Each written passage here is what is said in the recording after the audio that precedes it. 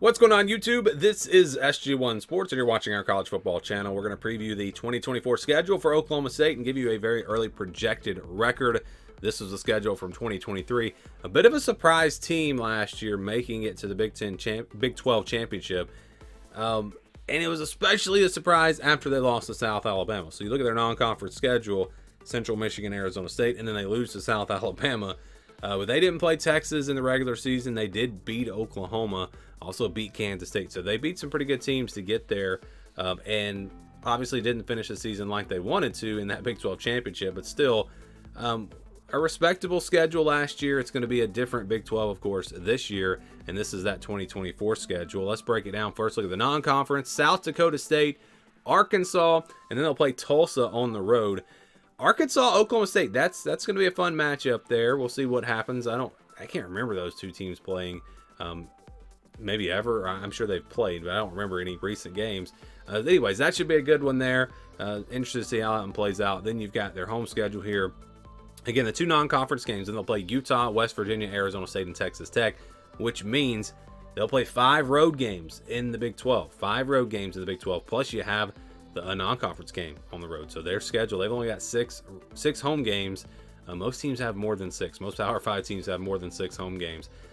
Utah is going to be tough. West Virginia is going to be tough, but getting both of them at home definitely will help out. And then you look at that road schedule. Again, there's Tulsa. Then they'll play Kansas State on the road, BYU on the road, Baylor on the road, TCU on the road, Colorado on the road. These are all going to be somewhat difficult games. I know BYU and Baylor were not very good last year. TCU still has a lot of talent. Colorado's, that's a wild card team. We don't know what we're going to get this year.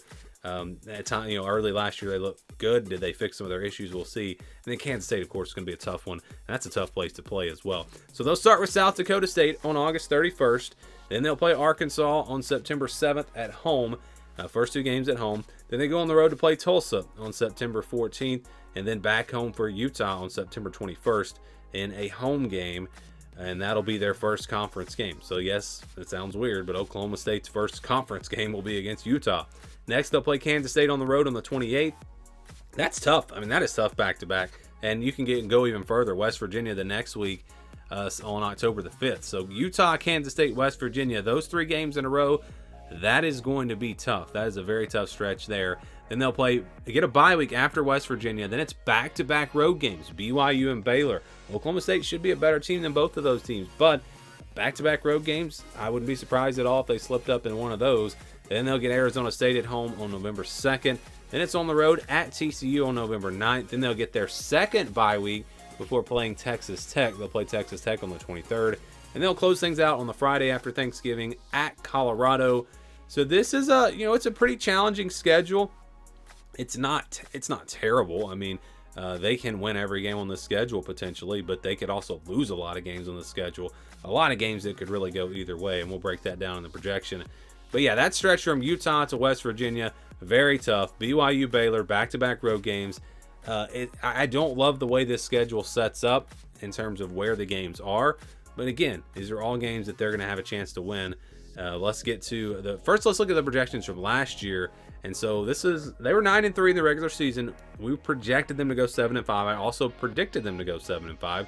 Athlon predicted them to go 7-5, and the over/under was at 6.5. So we all thought that they would do better than go over the 6.5 wins, but 9-3 was a very successful season. They were a bit of a surprise team this past year. Let's get to the projections for this year and see where they wind up. This is the scale that we use, so if it's under 20 over 80, these are games where I think the spread, where it's all pretty much a guaranteed win. And then you've got your games 20 to 29, 71 to 80, games where I think the spread is going to be, I'd say more than double digits. I'd say like 16, 17 plus points. Then your 30 to 39, 61 to 70, games where I think the spread will be about a touchdown, 6, 7, 8 points. And then your 50-50 games right there, they'll stay in the white. Games that could really go either way, where the spread will be 3 or 4 points or maybe less than that. So easy wins for them. I think South Dakota State and Tulsa. Now Tulsa is probably closer to 80% than 100. It is on the road.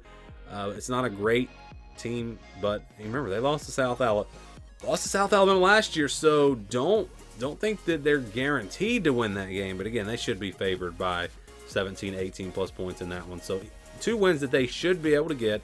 And then you go to, really, I'm telling you, most of the schedule for Oklahoma State, it's games that could go either way. So you look at games that they'll be favored in, but again, I'm not going to say they'll be favored by a lot.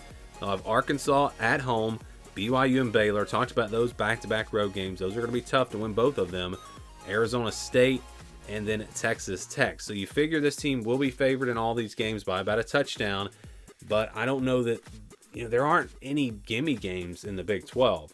These are games that, again, Oklahoma State, when you're looking at, if you're an Oklahoma State fan, you're going to say, we really need to win these games. We really need to win these games, and that's going to leave you with 5 games that could go either way. But like I said, I wouldn't be surprised at all if they lost 1 or 2 of these games, because that's just the way college football goes. But you've got Utah, Kansas State, West Virginia, TCU, and Colorado.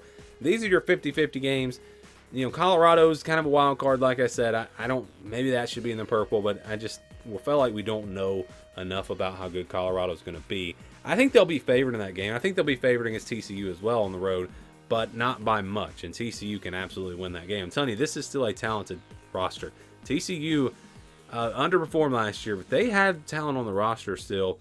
Utah at home, boy, that's a pick 'em. I don't know who I would be favored in that one. Kansas State probably will be favored because they're at home, and I think Oklahoma State will probably be favored against West Virginia, but again, not by much. And all these games are really, truly games that could go either way. Again, would not be surprised if Oklahoma State won them, wouldn't be surprised if they lost them, any of these 5 games.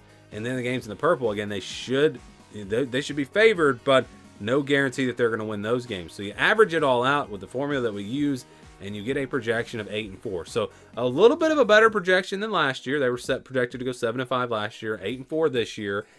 But I tell you what, 8-4 might be enough to get to the Big 12 championship. You look at Utah, who is they're the favorites, I think, in most people's eyes.